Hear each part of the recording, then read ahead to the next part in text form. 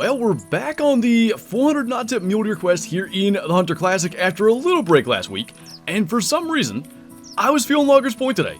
It can be super hit or miss. We've had some amazing hunts here, and we've had some really slow, kind of nothing hunts here. Hopefully this one's a hit, and the only way to find out is to head out here and see what we run into. Well, that's a promising sign. Got a grunt pretty quickly here, and I was kind of thinking of doing something a little bit different than we ever really do. So basically, as we move towards this mule deer buck, every loggers hunt we go on, we start down here at the Southern Lodge and kind of move up in this direction, and really, you get out of mule deer territory quite quickly. So I think we'll try to get that buck, and then we're going to loop down south and just see how that goes. It's, like I said, it could be a big risk. Loggers is so hit or miss already, but it's not like we're getting 400 non-tips what we've been doing, so we might as well change it up. Now that might be the worst direction they could come from. There's at least 2 bucks. There's another one there. I don't see much for antler. There's a 3rd buck. Man, this is a terrible spot. I mean, we have no choice here. We're just gonna have to shoot this. And, yeah, this whole plan that I just laid out, I don't see that working. Because I don't know what was in there. It's an okay buck there, nothing special. I mean, we just didn't get to see, so we're at least gonna have to track that herd down again. Because at best we saw 2 of them. Maybe 3 if there were 2 different ones that we kind of saw that were smaller. And there was probably at least 2 bucks. We just never even got close to getting eyes on. If there's no decent tracks, maybe we don't follow them, but yeah, that was a terrible spot to set up. Okay. Maybe we got a really good mule deer spawn, because that's a complete other direction. Kind of good thing is it gives this herd time to calm down. I still want to go and check out what else was there, but that's encouraging. So he's nothing special, although that is an insane kicker off, like, just where the main beam comes up off the brow tine there. That is wild. It does look like he's by himself, which I can't say I'm that surprised. Not that it's impossible for 2 groups of mule deer to be that close together, but you won't get it all that often. We're going to take a quick look at that before we go and track those other ones down. But like I said, not a bad thing. Those deer will be that much closer to be calmed down. Look at that. That looks nuts. But anyway, that will, you know, give us a better chance of maybe getting a grunt from one of those bucks again and being able to get back on the trail. I'm going to stand him up here. Obviously, that particular pose has the sticker going straight through the ear. That is wild. That's got to be one of the biggest stickers we've seen. Anyway, I did get some of the other tracks. Nothing super heavy, but certainly not all light enough that there's no chance they're big, so we'll try to find them. Well, unfortunately, the buck that we're looking at is not from that group that we spooked. I just couldn't catch up to him. You can see we had quite a little journey heading south on the map, and it is the direction I wanted to go with. But basically, we got on 1 buck's tracks, and he was trotting forever, which I thought was him trotting to catch up with the rest of the herd. I don't know where they're at, but at some point, I figured we better go and try to find some other deer, because maybe there was a good one in there. We have absolutely no idea, and since they went down this way, I'm just hoping maybe we stumble into them eventually. Loggers is a narrow map, so if we get relatively close to them, it's not like there's a lot of directions they can go. So maybe we can kind of kill 2 birds with 1 stone, still find those deer, and start hunting for some other ones as we're kind of getting going here. So this guy, lung liver stomach, kind of got lucky. 130 score, which is that our biggest one? Unfortunately, yes. Hopefully that won't be the case for long.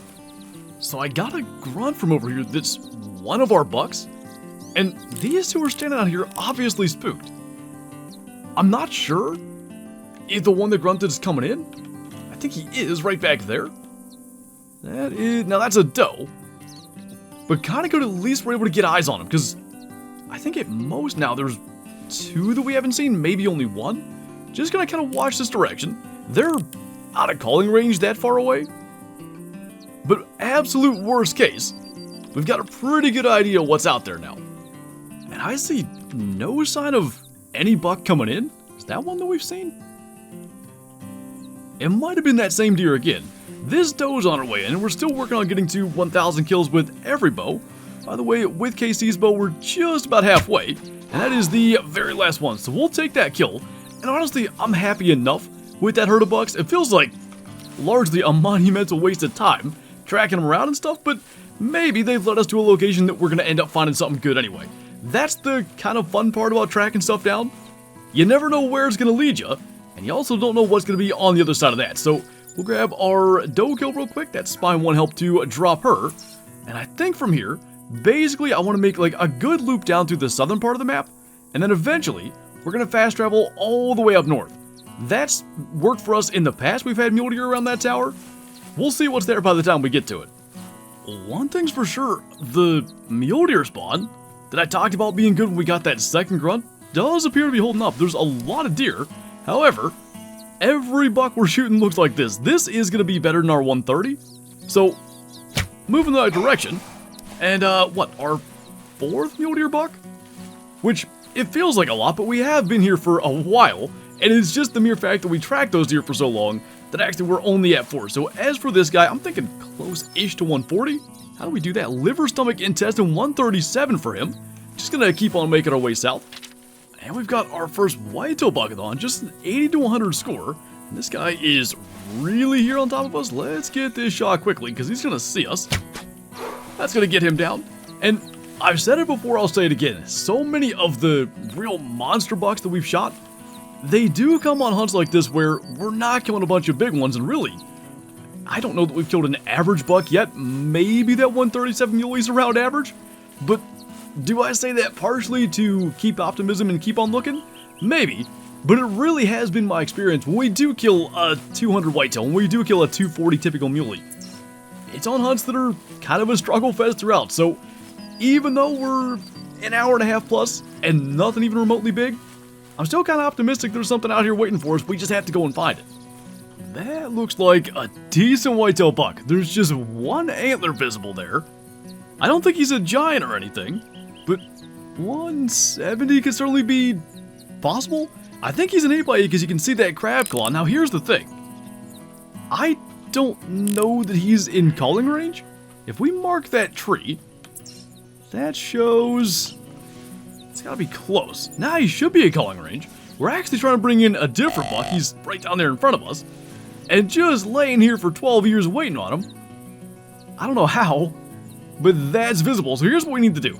We gotta get this buck down and then try to get a little bit closer just in case he is out of range. Because keep in mind, we marked the tree. He's some distance behind it.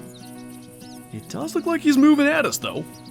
And of course now the main thing is make this drop shot so that he doesn't run and go spook that buck.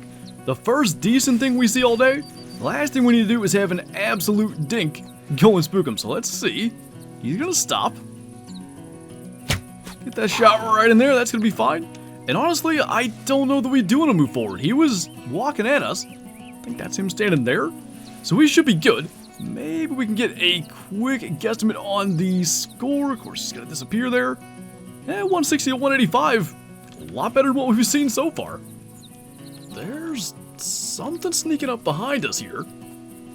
Not a real big fan of that. Okay, mule deer doe there.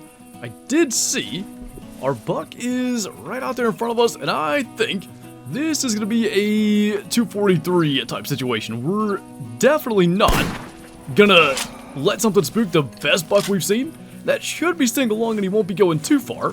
So real quick, there's also a whitetail doe coming in from that side. This guy's going to be all of, I don't know, 56 or so. Got him spine 1, spine 2, and right lung, 54 for him. And we actually lucked out. He still didn't make it like back into all the brush and stuff. So should this guy be big enough for a trophy shot, which going to be 171, I think that's right on the precipice. We'll go ahead and do that. It's not going to look too bad out here in the sun. And I think that angle makes him look pretty good. It shows the height of the rack really well. Couple of short times there. He's definitely like, as far as a 8x8 goes, a pretty small frame for it. And frankly, kind of lucky he is 170 plus and has all 16 tines. So I think it's probably about time to jump up north. So we'll go ahead and do that. Hopefully something hanging around.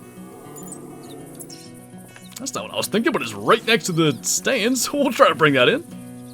And actually a decent looking cat, 15 to 25 kilo. And obviously send the 7 to 10 on the score estimate. Probably should do a grunt, just in case there's any bucks around. We'll go ahead, see if we can line this up as he's sneaking in. Hopefully we can just drop him in his tracks. He's about 25 out. I don't know how that actually didn't, but they don't run very far. They'll actually just kind of run off a little ways and sort of slow down. A lot of times, I think, they'll just stand there, but because that was single lung, gonna bring him down. We can shut that off so we don't have to listen to it. And we'll give it a couple of minutes in case there are any deer in the area. Which it looks like there's none around. We'll still move slow in case there might be one that just hasn't responded to the call and is moving this direction.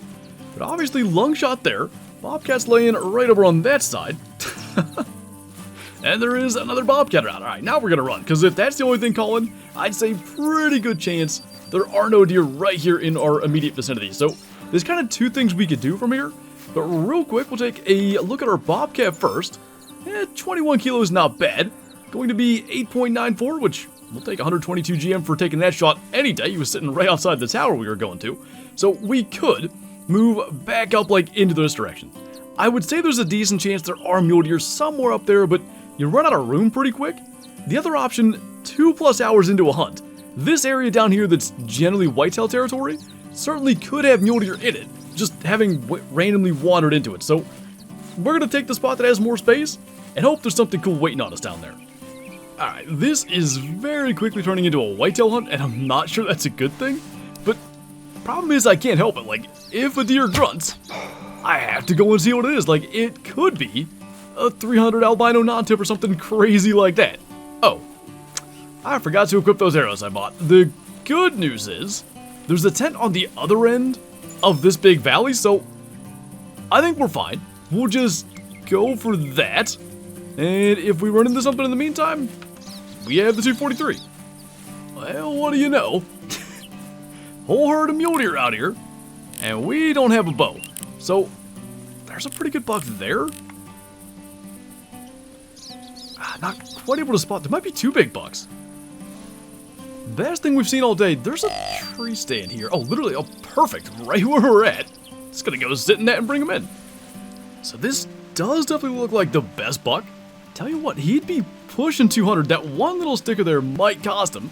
And obviously, we're gonna go 243. So probably as good a spot as possible to try a neck shot. Didn't get that through there, but still into a lung, and that was why it was worth it, because we're above him like that. So it'll be like our whitetail. He's gonna go down right there.